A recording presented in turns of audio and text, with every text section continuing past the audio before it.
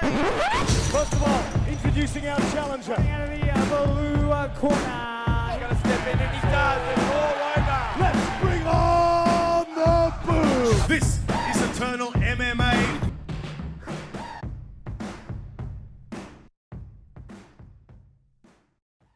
All right, everybody, welcome back and thank you for joining me once again on another edition here on Eternal Insiders. We are being joined today by one of the men, one half of one of four, that's right, 4 title fights coming up at Eternal 82 in February at the HBF Stadium in Perth, Western Australia. This man is set to face off against Rod Costa when he challenges him for his bantamweight title. It's Super Ali himself, Mr. Alan Philpott, kind enough to join me here on the show. Alan, tell me, how are things with you, man, as we look ahead to this absolutely monumental card for Eternal 82 in February? Yeah, nice one for having me on, bro. Good to speak to you again. But yeah, bro, no, I'm so keen for this. Like, no, after beating Etchel, no, this is the fight that should have been scheduled. Rod, he was the one that was open and said that he wanted the winner of that fight. Then when it came to it, no, he went running, hiding, wasn't anywhere to be seen. No, said he was never offered the fight, which is total bullshit. I know for 100% he was. No, at the end of the day, he just got bashed 2 fights before that. I get it, but I felt like he was holding up the division, and it tickled me the wrong way. So, no, here we are. Anyway, I finally got the fight, and the longer I've got to prepare for it, the better it's going to be for me. Anyway, so yeah, we're good. We're firing from all cylinders and just preparing. Pleased to hear, man. I mean, we've got a lot to unpack there and a lot to talk about that upcoming title fight because, I mean, there's so much more there than just a title fight on the line, right? But, I mean, we cast back to Eternal 78. I mean, we've got to talk about what sort of brought us here to this point because you had that big win, as you said, against Sean Etchel. I mean, you said at that time when you got that win that was one of the best moments of your life. Can you describe that moment for us? And I guess in retrospect, do you still, hold those same sentiments in terms of the magnitude of that moment when you got that win? Oh man, coming off a 4 fight skid, losing to people that I should never have been losing to, it was a real dampener and had me questioning things, obviously. So the fact that I went in there and took probably the most out of my last 5 fights, he was probably the most experienced. He fought at the higher level, and I showed that whenever I was on that I'm better than all these guys. So that was a nice feeling, bro. It's hard to compare because it's internal. But honestly, bro, it was such a feeling, such a relief, and I reassured myself that I do have it against the top caliber, and I just have to keep ticking the boxes and not cut corners and take the right steps and slow down a little bit and stop trying to get there too quick and enjoy the journey. And that's what it was going into that fight. It was like if I was to lose, that would have been it. But at the same time, I was fully prepared, fully confident that I was going to get the job done, and it happened. You certainly got the job done, man, and you got the job done by rear naked choke. Now, I don't know what your sort of thoughts were coming into that fight. I mean, there must have been so much going through your mind, as you said, coming in on that losing streak, correcting this one with a big win, as we said, with that rear naked choke. When you thought about what was sort of going to go down with, an opponent like Sean Etchel and his caliber, former 2-division champion for Eternal MMA, was that the way you were expecting to get the job done against him? That actually was the game plan. Whenever I went over to the Lions, then I sat with Luke. We discussed what we think was better. Obviously, my striking is better than all these guys. I don't see anybody who can give me any trouble on the feet whatsoever.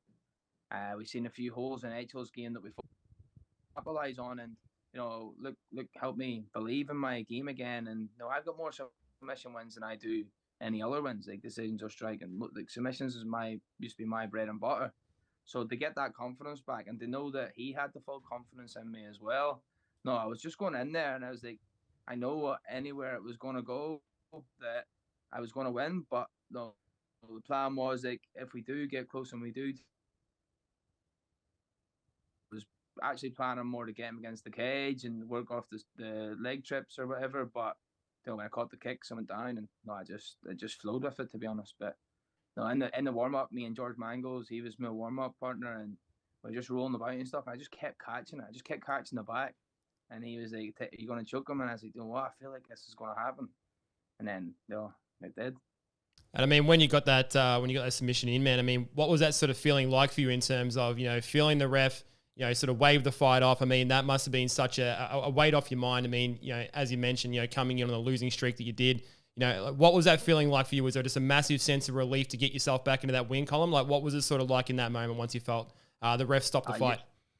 You just get this mad rush, bro. It's like, I knew once I turned him on his belly and I had a hand under the neck, and just before I locked it in, like, I knew there, like, I had already started celebrating within myself. I was like, fuck yeah, we got it, we're back. And then, obviously getting the tap, just add a little cherry on top. I mean, before that, I mean, the first sort of major moment, in the fight was, that up kick that landed on Sean as he was sort of coming down to you on the mat. What was sort of going through your mind at that time? We talk about everything in terms of your thoughts and feelings coming into that fight. Was there a sense of dread for you sitting in the corner, like thinking, holy shit, is this going to be a disqualification? What are you thinking at the time? What are you hearing from everyone else around outside of the cage? What was it like for you specifically in that moment? Yeah, that was like I said, have you seen my fight with Shay Walsh a few years ago? Like, the same thing happened. Like, I was absolutely piecing him apart, and I dropped him in with a leg kick, and as he was coming up, I let go too early and kicked him, and he was still grounded, and that fight got called off no contest because it was accidental. It was just the heat of the moment, and it just took me straight back there, and I just was like, no way, not again, man. Like, this, no way, this is my time. Like, this can't happen. Like, it was just so, like, yeah, I was just praying at that moment, like, please just get up and go for it. And then, I'll admit at the time, like, I wasn't even fully sure if he was still grounded. Like, no, I was trying to, as he reached up for the hammer fist, that's when I tried to catch him, and that's exactly what happened. But at the moment, I was like, I don't know if I was too late on the kick or what happened. And then when I went over to the other side, and Cam and the judge beside him was like, no, it was legal. And then I heard somebody shouting from the outside it was legal, and it turned out it was Eric Nixick, from Extreme Couture. And at the time, I didn't even know it was him either. I mean, all these people were just shouting, that was legal, that was legal. And I looked over, and Josh looked at me and looked, and they were both like, that was legal, switch on. Yeah. Because, I was like, oh, fuck, we're on here. And then in that moment, I just was like, I've got him. It's over. Like, I actually thought I was going to come out and knock him out after that, to be honest. That was what in my head was like, I've got him. This is it. And then, obviously, end up tapping him out. But if you watch back the fight, it should have been a TKO finish because it was legal. But at the time, now I'm glad. I'm glad I was able to show my other side and get that grappling finish as well. Well, let's say we're on a 2-fight winning streak, man, because we got 2 finishes in that fight. We'll call it that, hey? We'll call it that. So we that's what I mean, like. Ultimately went on to get the win, man. So congratulations to you, and it sets us up for a big title fight. But I mean, just on this fight, coming into this one of the things you said in the cage that, it was one of the most challenging sort of experiences in terms of a lead up to a fight that you personally had. Are you able to share anything about those sort of challenges, what it sort of took to get to that fight? Did it have anything specifically during the weight cuts? Was it sort of a mental thing? Like, what sort of challenge were you facing that you were ultimately able to overcome? It's all mental, and bro, we're still sort of in the same position because I've got the win and it's good, but another loss just sets me right back, and like, where do you go sort of from that type thing? So like, we're still in the same position. I'm not feeling pressured as much. It was just like really mentally challenged. I mean, I am feeling pressure, of course. Every fighter feels pressure, and especially in my position.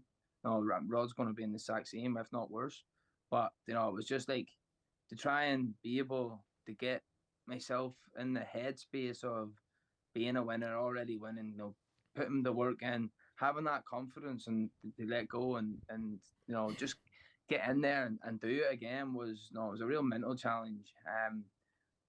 So there was some other things going on. We'll not talk too much into it. There was just other things happening throughout and stuff, and like it could have really distracted me. And I'm grateful that I was able to keep the head focused. Had to do a lot of different things this camp, like come off the social media.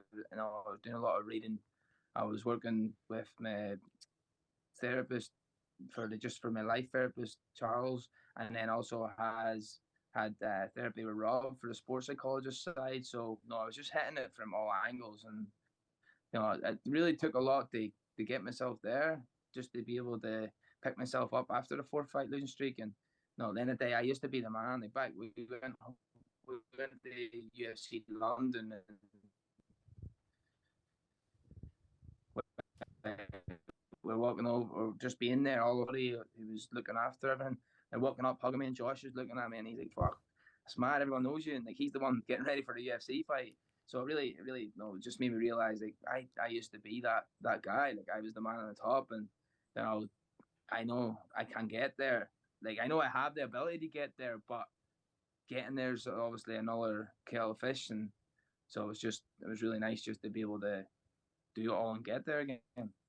I mean, there's still, your story's far from written, man. I mean, there's still such a long way for you to go. I mean, for a man that's had 35 professional fights, just at the age of 31, yeah. I mean, there's still so much more time for you to get things that you want to do done. And I mean, this sport is like no other in terms of the ups and the downs, the highs and the lows that you guys experience. I mean, like I said, it doesn't really compare to sort of anything else. But, I mean, you talk about the highs, man. I mean, I was there for that Eternal 78 card.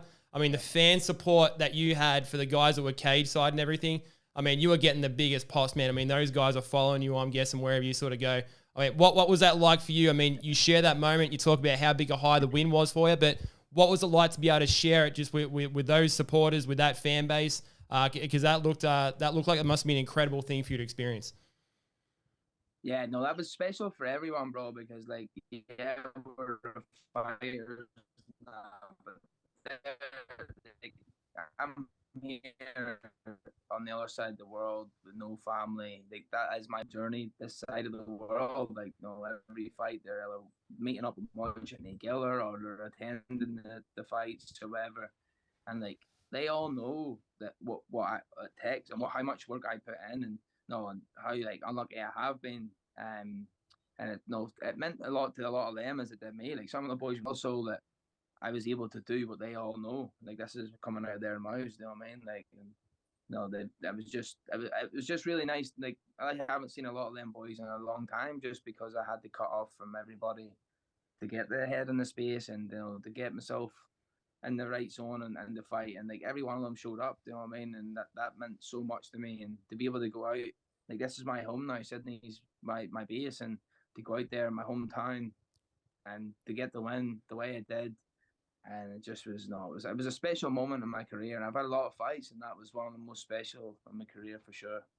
So I mean, like I said earlier, man, I mean you're 35 fights into your professional career at just the age of 31. I mean, when you sort of think about that on paper, when you talk about what the average fighter sort of goes through, in terms of how many fights they sort of get through in a year. Can you sort of talk about that, and can you wrap your head around just how much of an achievement that is, and like what do you think is ultimately the biggest contributing factor to you having that amount of fights and being that active, all up into this point in your life, barely even sort of in your 30s? Like what has been ultimately the factor in you being able to be that active? Like when I was younger, bro, where I'm from is very wild and crazy, and like my thing, my coach. So obviously it was different era back then. It was like you didn't do loads of big camps and that. I was fighting like different weights and stuff all the time and just fighting constantly. But the main thing was it kept me off the street, and it just kept me in there. And that was the main thing of it, which was great. Like I'm just glad that I was able to turn it around at this age to do it properly before it did get too late. But there was a lot of fighting and sharpening, and there was learning. And I learned later on in my career.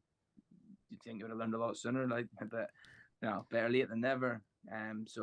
But just for me, it's given me a lot of opportunities, and like I say, like I know what not to do. So like my teammates and the ones coming through, and when I do decide to be a full-time coach, like it's also like I've done it all. If there's anything you could do wrong, like I've done it, I've experienced it. So it's not only just been good experience fighting wise, it's also like benefited me for my next part of my career, which will be the coaching side. And so I am grateful for it. I've got to see some amazing places, meet some people. I'm the only Northern Irish fighter to fight in Japan. I don't even know if any Irish fighter ever fought in Japan. And it was a main event on Valley Tudo, Japan, which I'm near sure is the longest running show in Japan. So there's a lot of pros to it too. Like I say, the cons are obviously not skill leveling up. getting silly losses that I probably shouldn't have because I wasn't prepared properly or things like that. But again, I come from a different era where things were a lot different, like, and this was one of the reasons why I had to go to Lions then, because they're all young and they're like the next generation come through. So it's like, all right, I need to find out what these guys are doing so I can match these guys. And no, so I've got my own experience, all this new generation stuff, so I can push forward, because like I'm not done yet. So I need to move forward with the sport. Yeah, I lost you. I couldn't hear you there at all, but now I hear you now. Yeah, you were sort of spinning around a little bit there, so it looks like you're still sort of talking. We'll give it a second. It'll come back. You got me now. Looks like I got you back better. Yeah, nah, sweet. Like I couldn't hear you at all there, but your mouth was just going. That was it. That's what you've been doing for me most of the interview, man. So it happens, but it's okay. I was just asking. You touched before on just if I've got you back. You touched before on just the switch to the Lions then ahead of your last fight, and you said that that was sort of the biggest contributing factor to you feeling like you got a new lease on your career, and you felt like coming to that one, it was like going to your first fight, not your 35th fight. So just curious to get your thoughts on that, what that's meant to you moving to that gym, and sort of how it set you up, getting yourself back in the win column and looking ahead to the future with that gym. Yeah, like I said, it was like a full reset. Going back to bantamweight, doing the longer camp, going over like fight specific stuff, going in there with a game plan. It was like I just felt like it was like for the first time I'd done everything right. It's hard to sort of explain, because I'm like, fuck, you've got so many fights, how can you say it's your first time? But no, like just like I said, it's the first time everything came together. And the team out there, they just accepted me straight away. Luke was brilliant. Straight away we were working on things that fight specific, and I just feel like I feel at home there, bro. It's like Luke's got a similar style to my coach Rodney Moore from Ireland, and the gym's got the same type of vibe, and like the boys are all the same energy, and that's what I was sort of missing as well. Like before, it was like I was trying to force that, I was trying to create that with people that didn't have the same energy and aren't on the same wavelength. And since making that move, like I've had a massive my shoulders, like, because it just feels like home. And when I'm enjoying training, I'm loving getting out there and getting challenged everywhere. That was the biggest factor. Was like I'm getting challenged in every area. Like I'm not getting away with being the big fish, or if I'm doing something wrong, somebody's capitalizing on that, and then it's making me rethink. And in the past, them challenges weren't there, so it was like my mind was sort of stopping as such, because it was like, all right, I'm sweet here. It's only this factor that my grappling sort of changed and slowed down a little bit, because it was the last coach's style where it's when we go Lions, then it's not even, there's no certain style. It's you got your style. He makes us better, and that's the same as like working with my striking coach Johnny. It's like they work basically what works for us. They work around that and make you better at it. So yeah, that change was the massive factor for me. And like I say, and I feel like I've just restarted. Oh, so restarted, man. Exciting. Yeah, it is, and you got that win, and it sets us up for a big fight, a big title showdown with Rod Costa at Eternal 82. And just before we talk about that fight specifically, man, because we've got a few things to talk about there and everything that comes into this fight with the belt on the line. I'm just curious, from a fighter's perspective, when you look at this card and just how big it is. I mean, you're one of, like we said, 4 title fights. Perth, HBF Stadium. I mean, we're breaking records every time we go there. 3,100, I think it was last time. Surely we're going to break records coming into this one for 4 title fights in that card. Like, what's it sort of like from you, from a fighter's perspective, to be able to be on a card of that sort of monumental size? Because from a fan's perspective, I mean, this is as epic as it gets, man. Like, it's something that so many people are looking forward to, and I'm curious on your thoughts on that card. Yeah, man, it's a massive card. Like, a lot of really good Australian talents on that. This is like the next generation coming through, of like the next generation of Australian fighters coming through, and to be a part of that still, it's good. It's going to be nice to look back on and realize that I think this is going to be a massive show, and like Eternal is just constantly growing and growing, getting better and better, and then this is why I've stuck with them. Like there is other promotions that are doing well. I'll give them credit where it's due, and it's really good for us MMA. But I feel like Eternal's just doing that little bit extra, and that well a bit more, and they're in front, and no, it's more professional. It's as professional as any of the big shows I fought on. So no, it's good that the fighters coming through are feeling that and getting the experience that before they do go on a big show, because it's not too much different, and that's a very important part, because you're not jumping from like you are a local show, but it doesn't feel like just a normal local show compared to some of the other ones. This feels like a big show, the whole professionalism. So no, to be able to be a part of that is good, and like I say, it makes me feel more. Don't know what word I'm trying to look for here, but it makes me feel better anyway, being part of that rather than just a small local show. I mean, it makes me feel at my level, and then by taking out Rod and getting the champion of Eternal, it's like one step down from the big league. Do you know what I mean? So so I'm looking forward to it. I mean, that's one of the most consistent things I've heard, talking to other fighters is just, I've been to 2 shows and just everything from the production, just how far it's sort of come in a few short years, for Eternal. And I mean, also getting to fight on UFC Fight Pass, the crowd's getting bigger and bigger all the time. And I mean, the crowds are just absolutely nuts too, like everything that sort of rolls into it. Must be a hell of a buzz for you guys. And I mean, we move into now, obviously we've got that fight with Rod Costa. This was something that you obviously originally called for, as you said at the start of the conversation. Wasn't originally the fight that you originally booked for. We do have it now, but you originally slated to fight against Paul Loga at Eternal 81. Unfortunately for yourself and for that fight, you had to pull out from that fight due to an illness. Curious if that was anything you could sort of shed some light on, anything that you can sort of talk about as to, what ultimately kind of led up to you having to be removed from that fight. Yeah. So actually, it was meant to be Rod. I was told it's going to be Rod. It's going to be Rod. Yeah, it's going to be Rod. And then there was nothing more. And then the show happened before, and they announced the card, and it didn't have me and Rod on it. So I was like, "What's this about?" So I text Cam. He says, "No, it's going to be Rod. We're just waiting. We'll announce it soon." The next thing, I got a phone call. He's out with a bad back, whatever, blah blah blah. Then that weekend, he had a grappling fight, and he won. So like the only way he didn't have to give up the title is by saying he's injured. I mean, his coach runs a show. Ben Vickers is his coach. He runs a show. No, he's his little. They were trying to do what they can for Rob, because it's his. I believe it's like his sort of last run. Even if he wanted to go further, no, like there's not much. He's not going to be able to do too much after I beat him, because he's older. Hasn't got the greatest record anyway. Hasn't got really any impressive wins or anything. Do you know what I mean? So the biggest name he has was the Justin Van Heeren, and that's whenever Justin was before he was the new level that he is now. I believe he's really turned the corner. So going to freestyle. So yeah, it was frustrating that didn't happen. So then I asked for Paul Loga, because he was the only fighter that wasn't booked. He's higher up there. But the thing is, these boys, they don't understand that I'm not like. They're catering for me. The Eternal's catering for me because I'm the star of the bantamweight division. And that's just the realistic view of it. Do you know what I mean?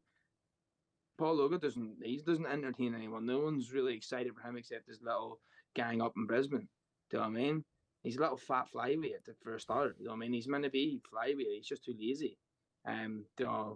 Same as fucking Rod Costa. He's boring as fuck. No one even likes him, and no one even. You know what I mean? He's shit. He's terrible. He's got good jiu-jitsu and fair play, that's it. But his MMA game's shit. He's boring. He's a punch bag. Like, I'm the star of the show. I'm entertaining. I've got flavour though. I've got skill set better than them all. I make mistakes and get caught. It's MMA. It's the game. These things happen.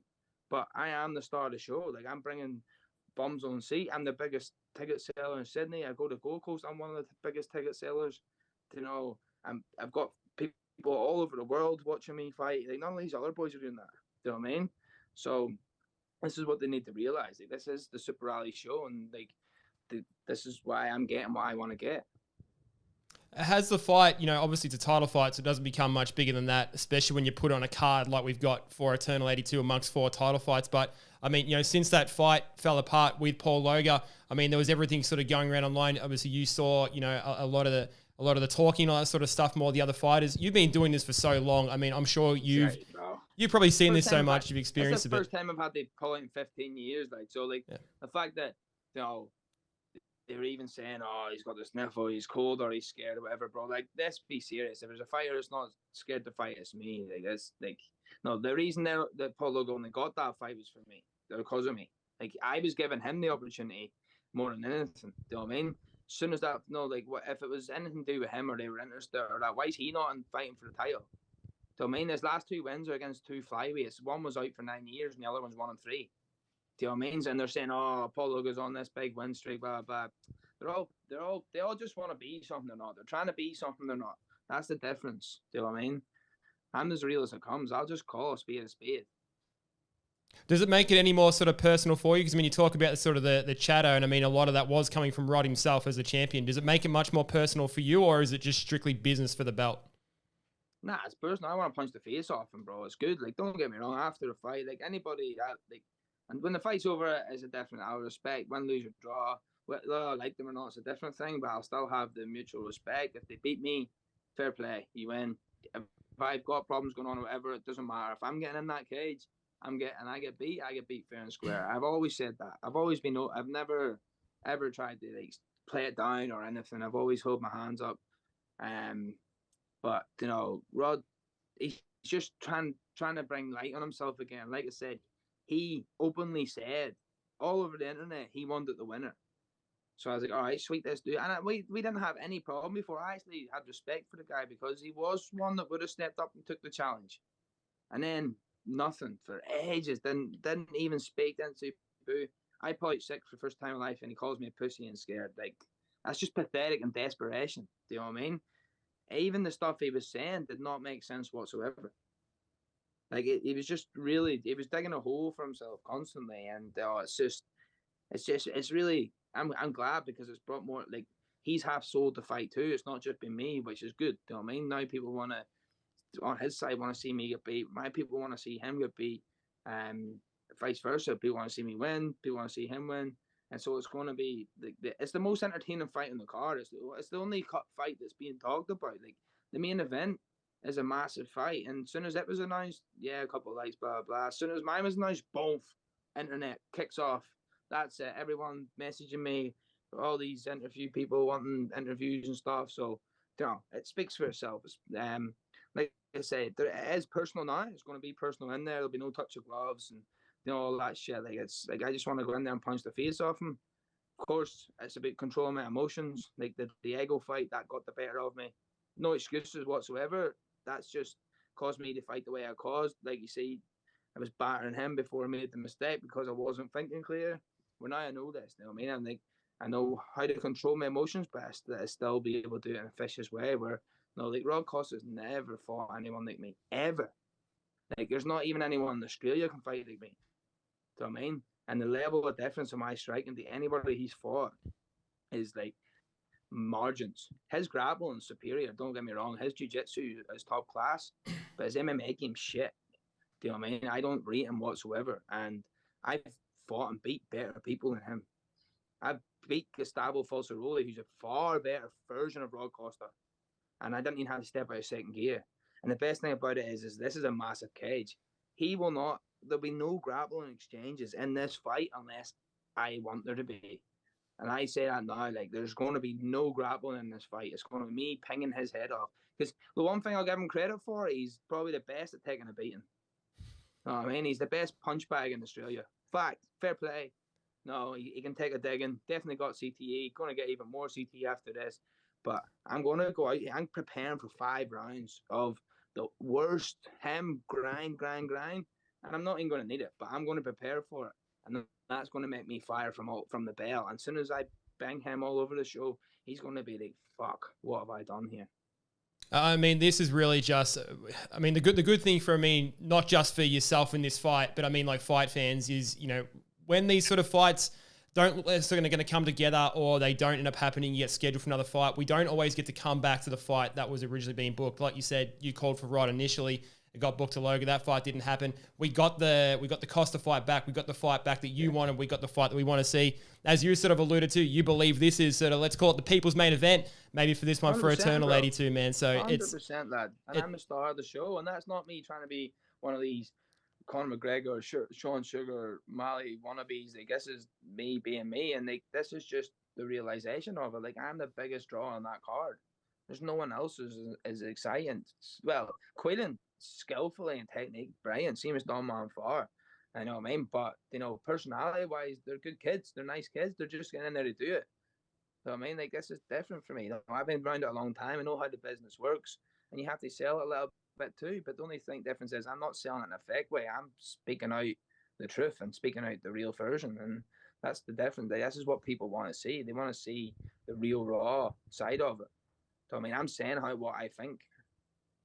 No, I mean, it's been sold for us, definitely, man. I mean, it's just become that much bigger now. So if we weren't sort of looking forward to it as much as we already were, I mean, we're just looking forward to it double time now. So can't wait for it. It's going to be absolutely huge. One of, if not the biggest cards we've ever seen in MMA history. Just a couple of quick questions. Australian MMA history, of course. A couple of quick questions before you go, brother. I mean, you talk about, you acknowledge, where you sort of see Rod's danger, or, the danger that Rod brings into the cage. We know what Rod brings in terms of his jiu-jitsu skills, his grappling acumen and everything that he brings. What do you think is ultimately going to be the deciding factor for you getting the win? Where do you think the difference is going to be ultimately in terms of you putting that belt around your waist when you put your skills up against Rod? Where's the danger for Rod? Like, it's not like there's no secret behind it. Like, no, I'm obviously going to go out here and strike, keep on the fight, ping him off. If we do go to the ground, the difference is this is MMA. It's not grappling. And in the past, I didn't have confidence in my grappling. Like, for years, I lost that confidence, and it was more like stalling and stuff. But now, I'm working in every area. If he takes me down, he's not going to be just laying and praying and doing stuff that he does with other people. And again, this isn't jiu-jitsu. There's holes in his MMA game. I mean, I've watched him. I watched him in the past because he was someone that I was eyeing up even when he's at featherweight. There's holes there, and them holes I can calculate. Whenever we're on the ground, it's not me lying there playing jiu-jitsu. It's me sticking an elbow through his face and punching his head into the canvas. Do you know what I mean? And this is the difference. Like, and when I hit him, I'm going to be hitting him different than these other people. Do you know what I mean? Like, maybe not as hard as Ethan Thomas, though. Ethan Thomas hits hard and he bashed him. So I'm going to be not probably hitting as hard as that, but I'm still going to hit him very, very hard and fast. And yeah, man, like I say, like he only has one way he can win, and that's be jiu-jitsu. I can beat him on the feet. I can take him down and be on top of him, and like I said, just punch the head off him, elbow his head off. Like ground and pound. Do you know what I mean? It's a lot different. Things are changing now. Like, I've changed, and for him to underestimate me and judge me on my past experiences, that is a massive, massive mistake on his behalf. Because yes, I maybe have said in the past, but if you watch every fight, I was getting better and better and better, still making some mistakes, but I was still getting better. And like, no, this one this excites me because I'm going to have to go to a place I've never went to before. 5-5s, I've never had to prepare for that. It's always been 3. The fact that I have to prepare for 5-5 is going to mean I'm going to be in the trenches. Like I've started my camp. Do you know what I mean? Like, well, obviously I'm not going balls to the wall straight away because I don't want to peak too early. But I'm starting a lot sooner on things that I wouldn't have done if it was 3-5s. So that's elite condition. That's like world class condition to be able to go in there and do 5-5s. And no, if I have to be ready to do that. Even if I don't need the time, I have to go in there knowing that if it goes this way, it goes this way. Well, we're back in the win column, man. And I mean, if you look at the things that have changed for yourself, and when we're coming into a new year, of course, Eternal 82 is in February. Back in the win column, back in a new gym, you roll into Eternal 82, you get yourself your first Eternal MMA championship around your waist. Have you sort of thought about what 2024 looks like for you in terms of the new year? Man. You get yourself 2 wins, you put that belt around your waist. What do you sort of envision in terms of coming into the new year? What does your 2024 look like, man? Yeah, well, look, I'm not, obviously, I can't tell the future. I can't tell where I'm going to go, but like, no, I'm not on Eternal for the rest of my career, rest of my life. No, they know that. I know that. Like, everyone knows that. I'm not, how can I make a living on a local show? Do you know what I mean? Even though the production's world class, the financial side's not. So, no, it's been getting onto that next stage, getting onto that PFL or that UFC. And no, potentially, no, I want 5-6 years left of good competition, getting that world class level, proving myself I can do it.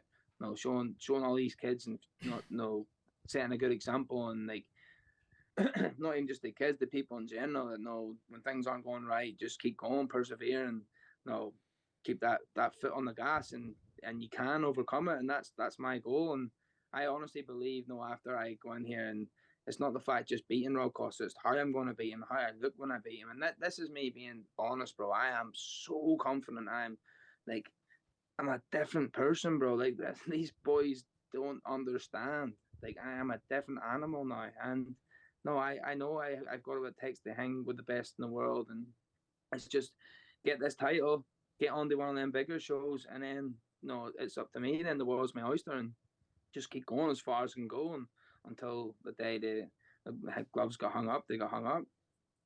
There's so much to look forward to, man. And I mean, it's just become that much bigger. You've given us so much more to look forward to as we come in for this massive card at Eternal 82. 4 title fights on that one. Like we said, Quillen Sol Kill defends his title against Don Marfan. The people's main event, Rod Costa versus Alan Philpott for that bantamweight title. Of course, we've got Anthony Drillich defending his title against Jake Hurl. And we've got Alden Bates rounding it out against Caleb Rideout for that welterweight championship. Huge. To be honest, bro, that's a very exciting fight, and it's a fight that sort of went under the radar. And I sort of feel for them boys because they are on, I'm going to call it my undercard because it is my show. So I do feel for them because they're very entertaining, and it's going to be a mad fight. The flyweight fight will be pretty cool too, but unfortunately none of them bring any hype whatsoever. But the Caleb Rideout, man, everyone knows what he's a madman, and like he's so entertaining, and like I'm really looking forward to that fight myself. And then the main event, and there's some other fights that haven't been announced that I'm hearing of, but are pretty entertaining, and hopefully a couple of the Lions Den boys get on as well there, and we go up there, run amok, and it'd be nice to have a nice little team on that show and show why we're the best team in Australia. Not only that I'm the best, but also that my boys and my team are coming through in the best, and that Luke's the best MMA coach. And just show that we're here to take over, and that's it. Let's go and get it. No, so much to look forward to, man. I mean, like you said, still a lot of fights to be announced for that card, so let's keep our eyes on that one. If it couldn't already be bigger, I mean, like we said, 4 title fights in that one. Let's see who else gets in that card. But I mean, you've got to get your tickets at eternalmma.com because I know they're selling fast. Of course, if you're not getting your tickets at eternalmma.com, you can't attend that card. You're tuning in live and exclusive on UFC Fight Pass. Either way, let's break some records. Let's get some bums in those seats because this is going to be the biggest card of all time, baby. Super Ali, Alan Philpott, rolling in hot to try and catch his first Eternal MMA Championship when he goes in and puts it on Rod Costa. So, Alan, thank you very much for your time, brother. Absolute pleasure chatting to you for the second time. All the best for Eternal 82 once it rolls around, and we'll see you on the other side. Hopefully yourself with that belt around your waist, man. Legend, my man. Appreciate it, bro.